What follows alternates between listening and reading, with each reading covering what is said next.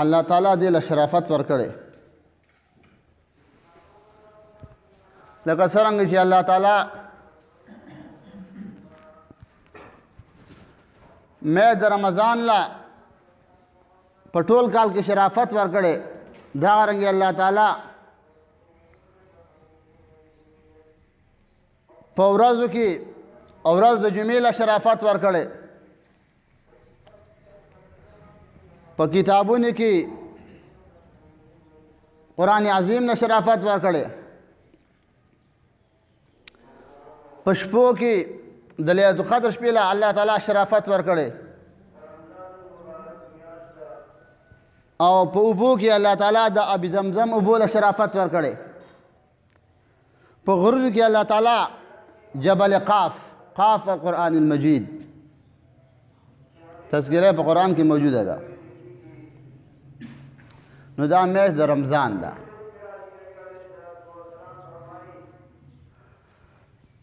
رمضان خپل معنا، رمضان د رمز نه دی، رمزت طائر، مرغۍ کله د تندې نه ګاګیره شي او اوږده اوږده ساه اخلي، نو هغه مرغۍ ته به رمیزه ویله.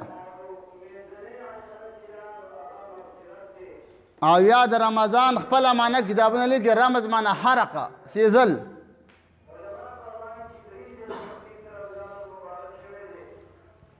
نو دا 11 میاشتې ګناهونه چې د انسان نه وشي او دا میاشت راشي،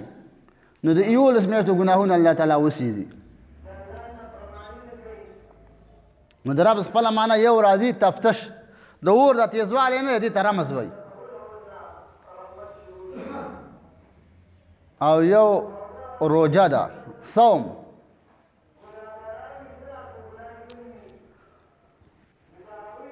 صوم خپل معنا ده بندېدل.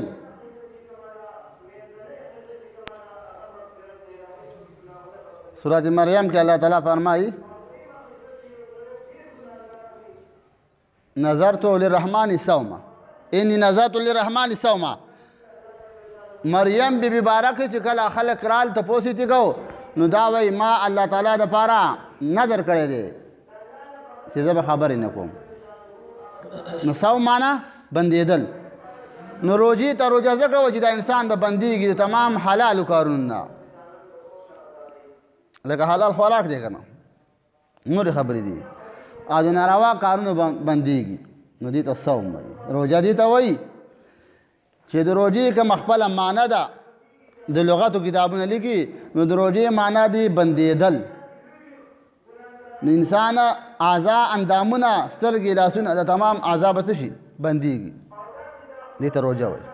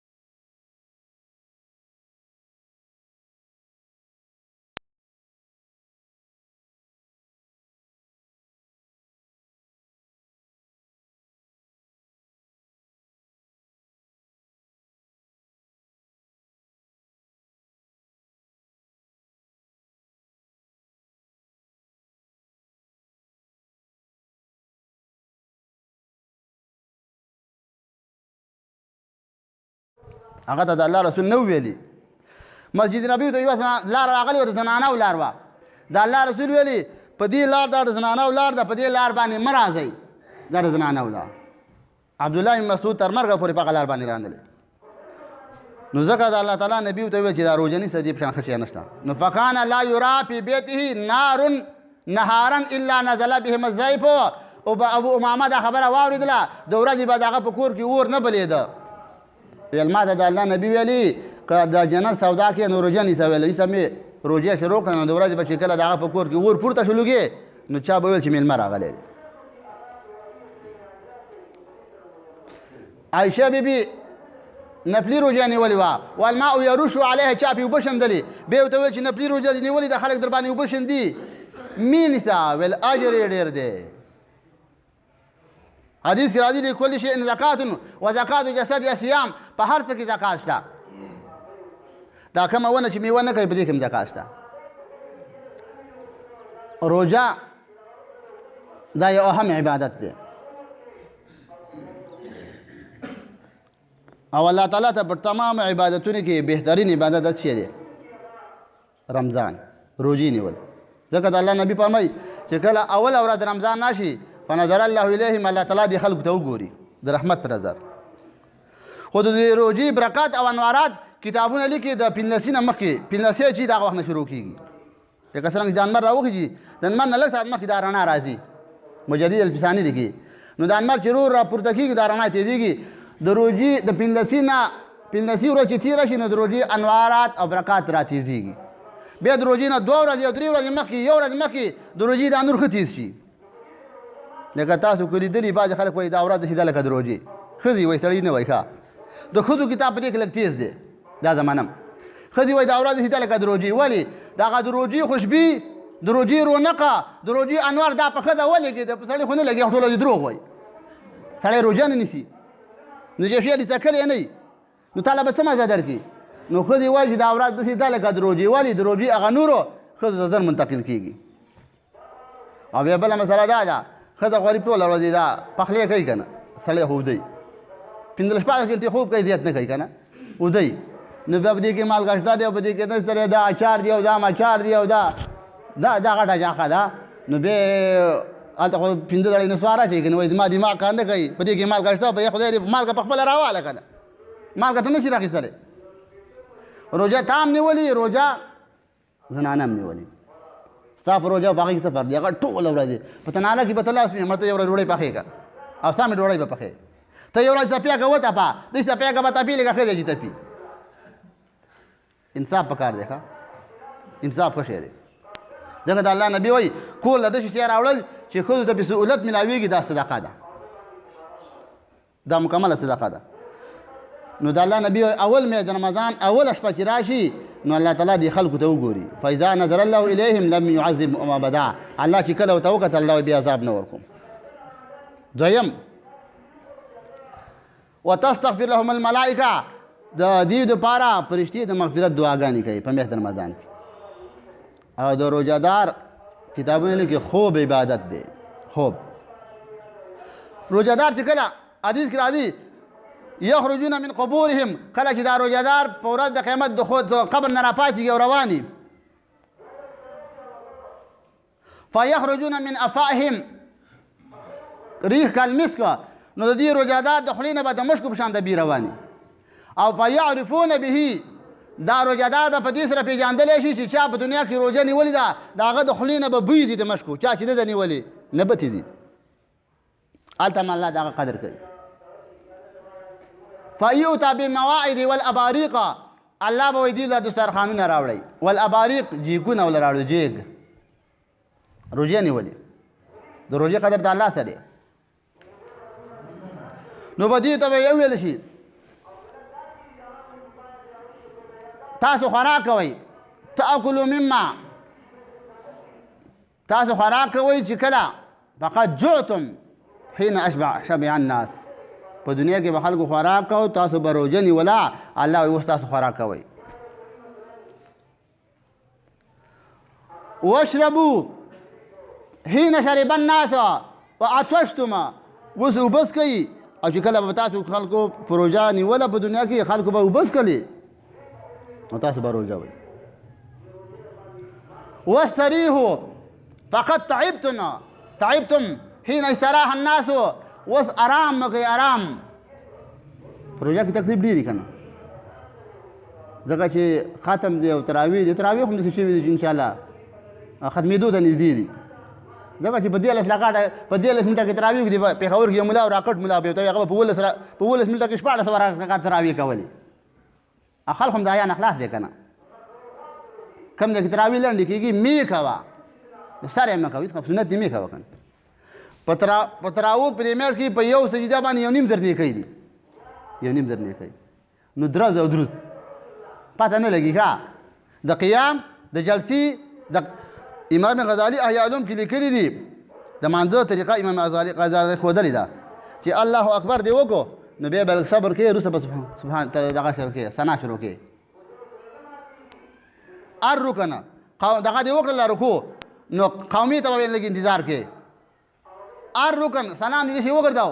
نو ډایرکټ سلام دې یو طرف ته وګرځاو، ډایرکټ په بل طرف ته نه ګرځېده. یو سلام د بل په منځ کې هم فاصله ساتي. دا خلطه مضارع ده، چکني ده، اشعار دی. نو داسې تراویح کول چې هسې ځان ته اخلاص کړي. نو په تراویح باندې به موږ ځان خلاصو د الله نه، ځان به ترې نه خلاصو.